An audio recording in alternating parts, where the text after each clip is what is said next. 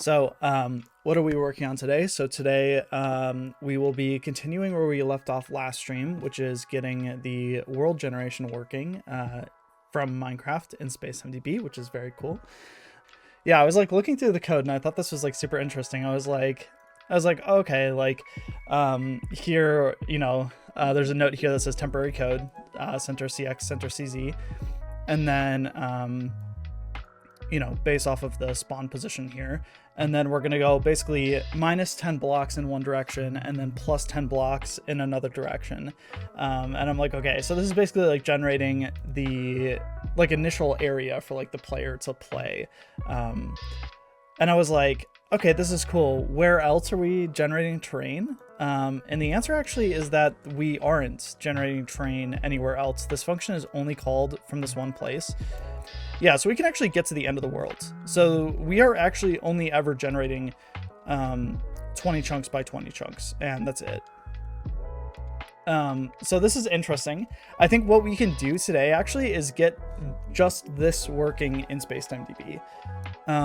So yeah, what we can do today is do the terrain generation in SpacetimeDB and actually load the chunks directly from SpacetimeDB and then just load them in here exactly how it is now. So we're gonna do kind of like a mini hack to just get this working at the beginning, but then we'll actually go through and implement this properly. So kind of interesting how this is implemented right now. Yeah, oh yeah, here, okay. So we did a couple of things like wrong, I guess, in that we went in here and we where is it? Yeah, generate terrain. We like made a bunch of decisions here. All these references to chunk, we got rid of, like these were all like wrapped in like an arc, and we got rid of that arc. And now I believe actually this project doesn't compile currently because of some arc issues. So what I'm going to do first is actually roll back some of these changes and keep the arcs in, just because it doesn't hurt having them in necessarily, even though we don't need them. So I'm actually going to start by just rolling these back. This one as well needs to be arc clone chunk.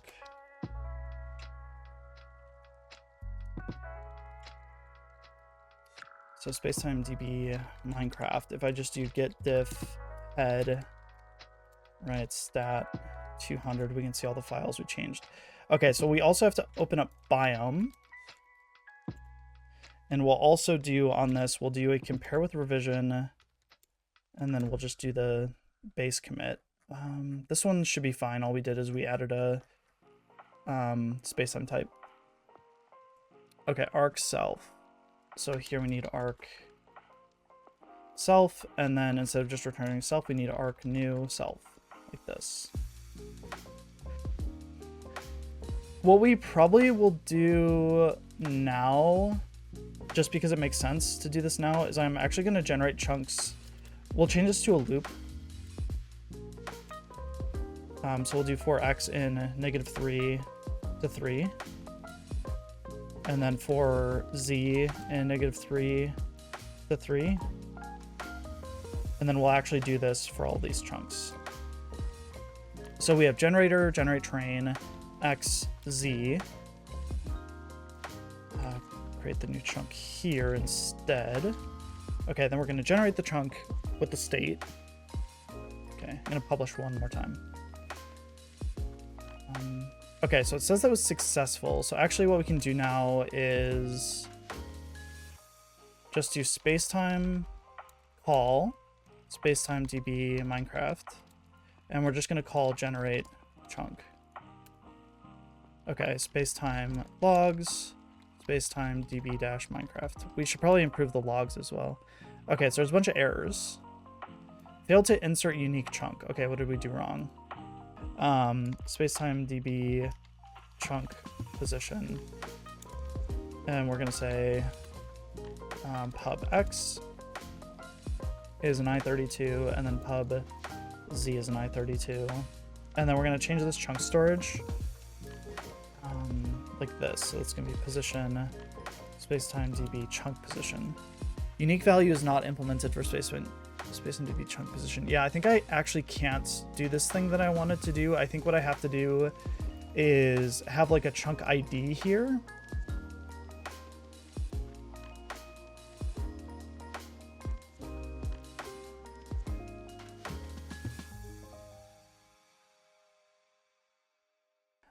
When I pass in a chunk ID 0 here, when I insert a new chunk, it's going to automatically generate a chunk ID for me.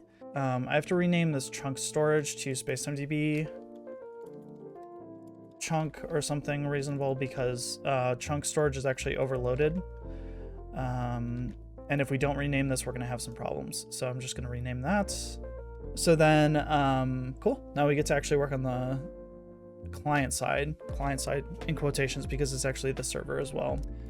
And what's going to be inside of here? This is going to be a new crate. So I'm just going to copy cargo toml. Okay, this is going to be SpacetimeDB autogen. Remove this. Remove all of this. So what I'm going to do now is I'm just going to do spacetime generate. Output directory is just going to be this new directory here that I created. So we're just going to go into MC173 and then SpacetimeDB autogen and then the directory autogen. Source autogen. And we're going to generate Rust code. Okay, so failed to resolve use of undeclared crate SpacetimeDB SDK. So what we have to do also is we have to go to the cargo toml here and do SpacetimeDB SDK is equal to 0.8, I believe, is the latest version. Cool. Okay, so this builds.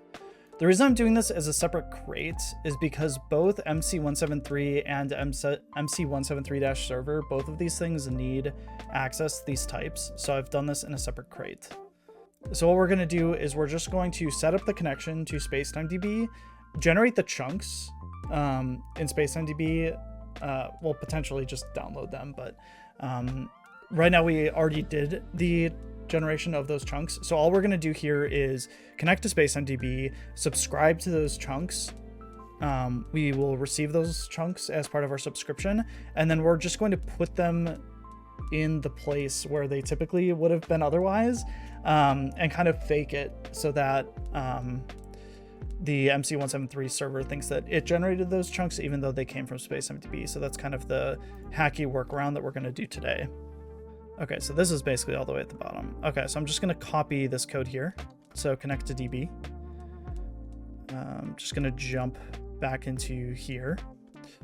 Okay, so inside of main, we're just going to connect to SpacetimeDB. SpacetimeDB URI, this is just going to be, I think WS localhost 3000. That should work. And then the database name was SpacetimeDB-Minecraft. And then we're not going to save credentials. Like, we're not going to provide a token. We'll just use a new one every time. So now we should be able to just do cargo run release. All right, so now we have connected to SpacetimeDB, which is good.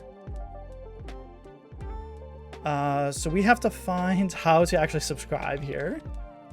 Subscribe. We are using the quick start guide for the Rust SDK right now. Rust quick start, yeah. Okay, subscribe to tables. Okay, I'm gonna copy this directly from the quick start. So we've got the subscribe function. We might have to import. I have to say use on this. So yeah, subscribe is not found in the scope. So I'm going to change this from select star from user to select star from SpacetimeDB chunk.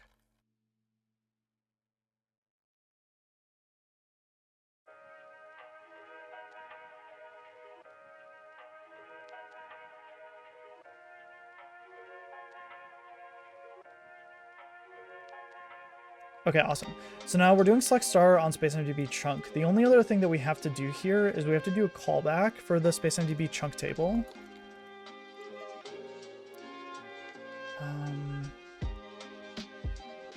On insert. Okay, so on message inserted. So I'm just going to copy this function and put it here. So this will be on chunk inserted. Message user events. Okay, so we'll have to import some stuff.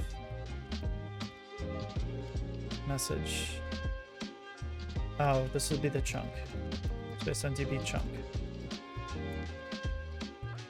Oh, I see. Okay, so SpacetimeDB autogen, that's where this is. This guy now has to reference. We have to do MC173 is equal to path.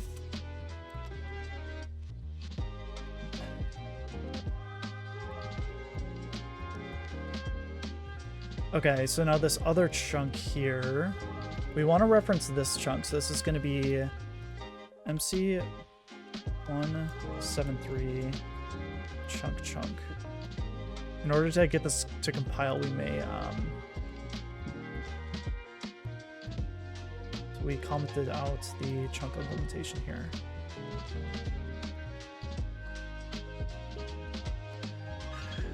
There's conflicting types here. There's the types that SpacetimeDB is generating, which are the types that like SpacetimeDB is able to understand.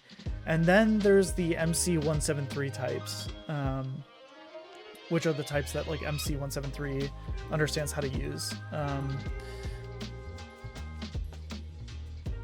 Trying to think of just like the fastest way to get this working. And I'm kind of thinking I might have to noodle on this. And then come up with a good solution. And then at the start of the stream on Friday, I think we'll have to. So like basically where we left off was that there's, again, 3 different programs that we really care about. We have SpacetimeDB on the right. We have the Minecraft server here in the middle. And then we have the Minecraft client. So the thing that we had an issue with last time is that we've taken our SpacetimeDB types, like for example, chunk. So we have SpacetimeDB chunk, which is, well, technically this thing is just chunk. So we have this chunk thing, but this is not like a Minecraft chunk. This is like a SpacetimeDB chunk. So what happens is that this type gets to the Minecraft server via the spacetime generate. And then we end up with 2 chunks. We have the SpacetimeDB chunk, which is called chunk. And then we have, fix this arrow. And then we have the Minecraft chunk. Really, it should be like this. The reason why all this matters is because the client only knows about this type. The client only cares about this type as well. So this is going to be the Minecraft chunk. And we have no control over this. We're not writing a Minecraft client. We don't care about the Minecraft client. Well, I mean, we care about the Minecraft client, but we're not writing any Minecraft client code. So we cannot change this. That's the thing that we don't have control over, but we do have control over this. So that's the thing that we have to work with. Anyway, I guess we'll just jump right into the code. Got Rust Rover here. This is where we left off. This is where we're going to continue from here. We're going to start by writing some type converter things. I don't actually know what this thing is called in Rust, but we basically have to write functions that convert one type to another. So we've got this issue here. It says expected chunk nibble array 3 found this other chunk nibble array 3. So like I said, there's 2 different versions of this type. There's this thing that SpacetimeDB understands and exports, and then there's the Minecraft thing that it understands. The problem right now that we're running into is that we're trying to convert a SpacetimeDB thing into a Minecraft thing. That's the only direction that we care about right now, so we only have to go one way. So we have to go from SpacetimeDB type to Minecraft type. So we have this issue with the metadata type. How do we fix this is a good question. So what I think we should do in this specific case is I actually want to change how this works a little bit. So I'm going to do like let results, mutable results is equal to self. And then here at the end, we're just going to return result. So what I want to do here for this specific block, and actually this is wrong. This is wrong, and I did this before, and it's wrong. So we have to change it. It's wrong, it's wrong, it's wrong. So I'm going to go to Minecraft server, and I'm going to go to main. And then we've got the SpacetimeDB chunk, but we don't want a SpacetimeDB chunk. We want a Minecraft chunk, which is here instead. So we're going to go from AutoGen chunk. We're going to go from a SpacetimeDB chunk to a Minecraft chunk. AutoGen. SpacetimeDB-AutoGen. This shouldn't actually take us very long to get where I want to go with this, and it's going to be really cool, I promise. I promise you the result of this today's Minecraft implementation is going to be very, very cool. Oh yes, and then here's this problem. Okay, so it says cyclic package dependency, package MC173, depends on itself. And the problem is that SpacetimeDB AutoGen depends on MC173, which we're actually just going to remove this. Okay, failed to resolve use of Yep, okay, so just going to use SpacetimeDB AutoGen, and now this should work. Okay, cool. So we handled block, although now we have to do block.result.block.copy from slice. We're going to copy from the chunk.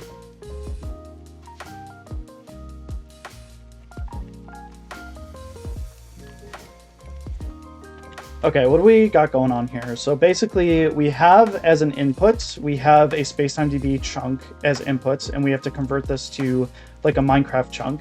All we're doing here is we are constructing the Minecraft chunk. We are filling it with air, so the entire chunk is just air, and then we copy from the SpacetimeDB chunk, and we just copy the contents of the block into the SpacetimeDB chunk.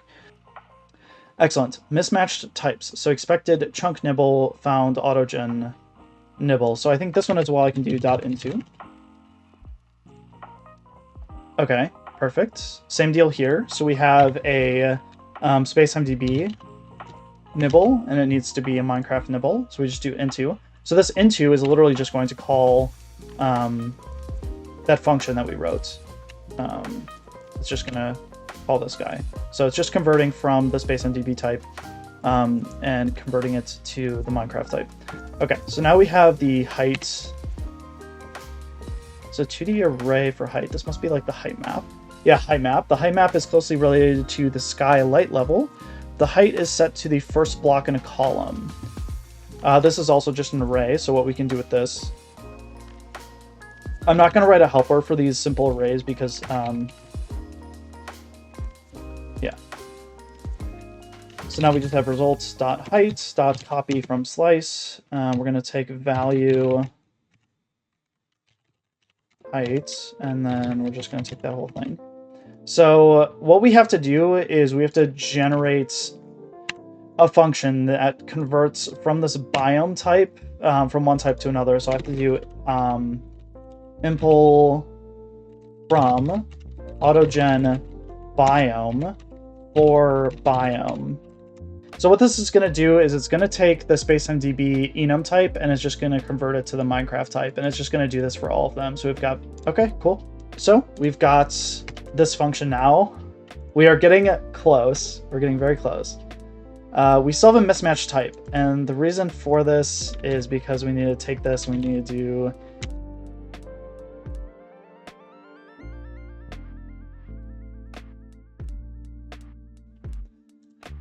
so I think we compile now. Okay, so the other thing we have to do here, and I'll prove to you guys that there's no trickery going on. There's no trickery. Well, there's trickery, but there's trickery, but there's not trickery in ways that is tricky. So what I'm going to do is I'm going to go into MC173 server here. We're going to look for the init function. And we're going to prevent the Minecraft server itself from generating terrain. Okay. So now the Minecraft server should not generate terrain.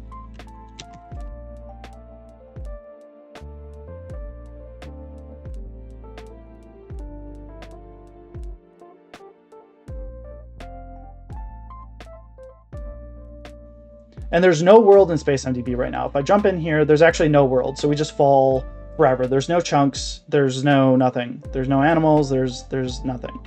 There's nothing in here. So what I'm going to do is I'm going to disconnect from there. And what we'll do here is I'm going to go to SpacetimeDB Minecraft. So this is our SpacetimeDB module. This is all now on the SpacetimeDB side.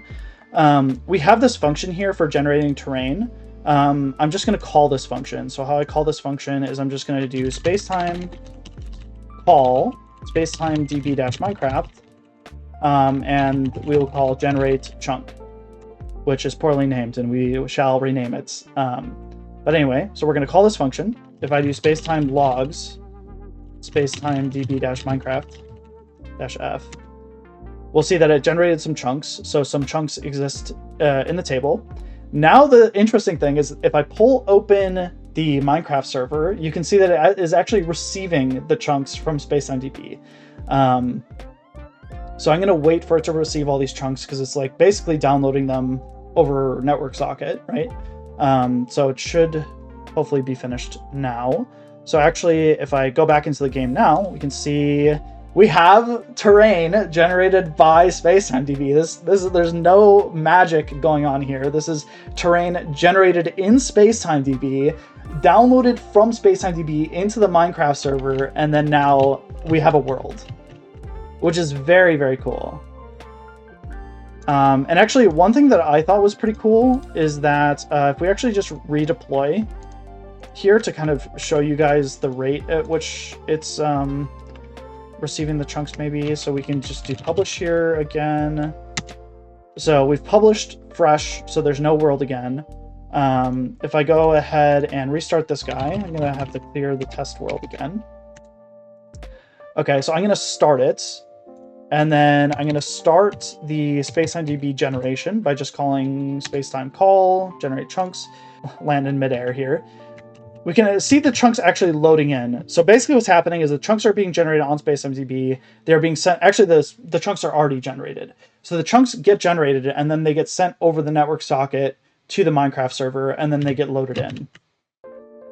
So actually I could change the code here to, first of all, generate more terrain, but then also be able to arbitrarily generate terrain. So maybe we'll change this a little bit. So this will be function init, which is a special reducer. So we'll do SpacetimeDB init. And you can probably guess what I'm going to do, but I'm going to manually generate some terrain here, and we'll see how that works. Oh, there's water in this direction too, but it's not as bad. Cool. Okay, so we've gotten to the end of the world. This is the end of the world, the end of the generation as it is right now. What I can do is I can pull open the terminal again. Okay.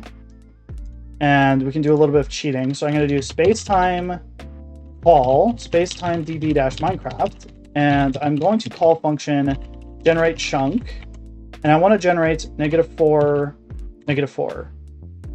404 not found. Call SpacetimeDB. Oh, I'm like calling call. Yeah, this is just wrong. Okay. Let's see. There we go, baby. All right. So we've generated this new chunk at 4.4, and then we can go and we can generate one at 5.5 as well.